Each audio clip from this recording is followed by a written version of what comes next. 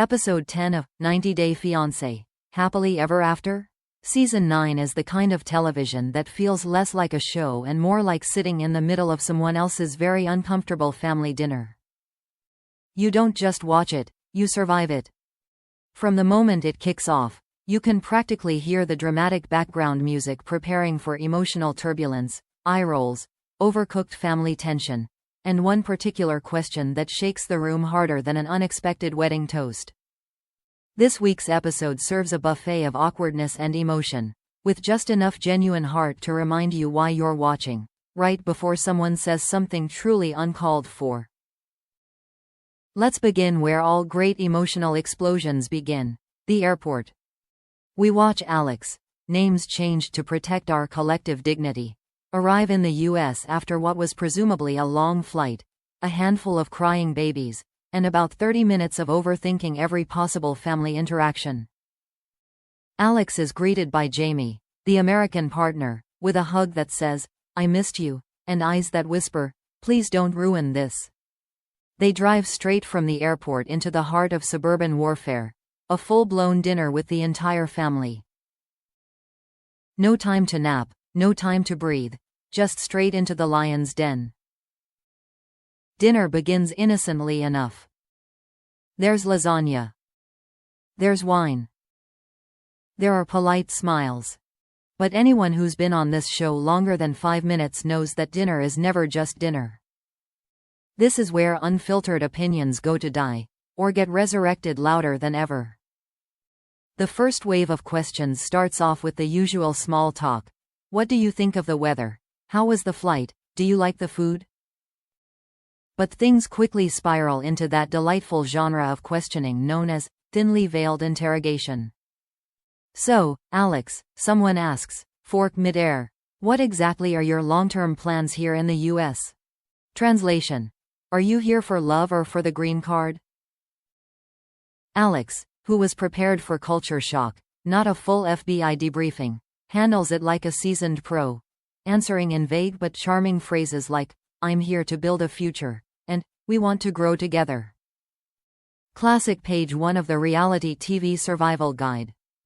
But then Aunt Karen, because of course there's an Aunt Karen, decides the mood needs some spice. She casually drops, "You're not planning to just live off Jamie forever, are you?" And just like that, the room gets quiet. Too quiet. You can hear someone chew their salad with way too much volume. Alex stares. Jamie stares. We stare. It's the kind of silence that could shatter glass.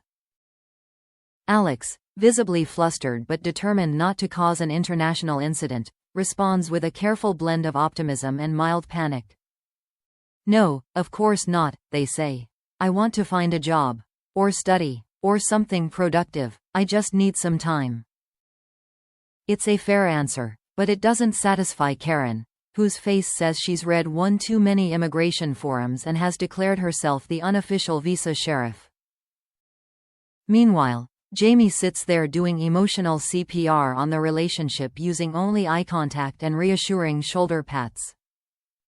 This is the beauty of Happily Ever After. It asks the question right in its title. Every couple on this show is living in a constant state of maybe. Maybe it'll work. Maybe they'll make it.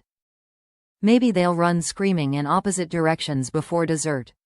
As dinner wraps up, we're treated to a round of confessionals, where everyone gets to say what they really think in front of a camera and a crew of producers doing their best to pretend they're not loving every second of this slow burn disaster.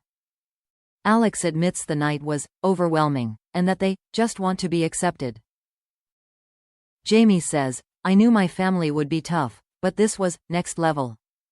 The emotional exhaustion is real.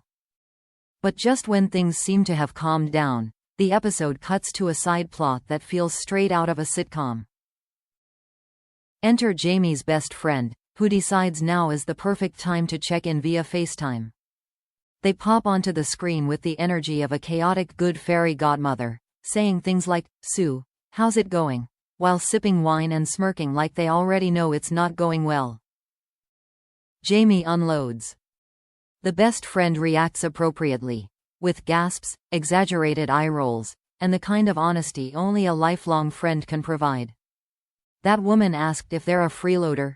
They yell into the phone. Girl, that's not dinner, that's a deposition. We jump back to the main couple, now lying in bed, processing the evening's chaos. There's talk of boundaries. Talk of starting over. Talk of flying back to their home country, just a little bit. But in the end, both agree, it's just the beginning, and they're not giving up. Cue the romantic background music, the montage of their earlier, happier moments, and a few hopeful smiles that say, we've got this. Even if they maybe, probably, definitely don't. Episode 10 ends not with a bang, but with a whisper. A quiet shot of Alex standing alone outside, looking up at the sky, possibly wondering how many more family dinners they have to survive before being accepted as a human being instead of an immigration headline. This episode is reality TV at its most concentrated. Messy. Heartfelt. Slightly ridiculous. And yet, completely addictive. What makes this episode so entertaining, and maybe even meaningful, is that it captures the real tension that arises when love collides with legacy. When one person's, I'm in love, meets another person's, but where's your job? It's cultural differences, class differences, communication breakdowns, and bad timing. All crammed into 42 minutes and edited to a perfect storm of reactions and cliffhangers. There's something uniquely universal in this particular chaos. We've all felt the pressure to impress people we barely know. We've all had moments where we wondered if we said the wrong thing, or if someone else said exactly the wrong thing to us. And who among us hasn't fantasized about pulling the fire alarm during a difficult family dinner just to escape? This episode is the TV version of that fantasy. It lets us live through it, laugh at it, and be grateful that our own lives are just slightly less dramatic. Probably. For now. Until next week's episode airs. Because if we've learned anything from this series, it's that love may be blind, but reality TV is watching with binoculars. And it never blinks. So we'll tune in again, ready to gasp, judge, laugh, and maybe, just maybe, root for the couples who somehow make it work through all the passive-aggressive pasta nights and unsolicited career advice from relatives who still think fax machines are cutting edge. As the credits roll, the only thing we know for sure is this. No one does uncomfortable quite like 90 Day Fiancé. And we wouldn't have it any other way.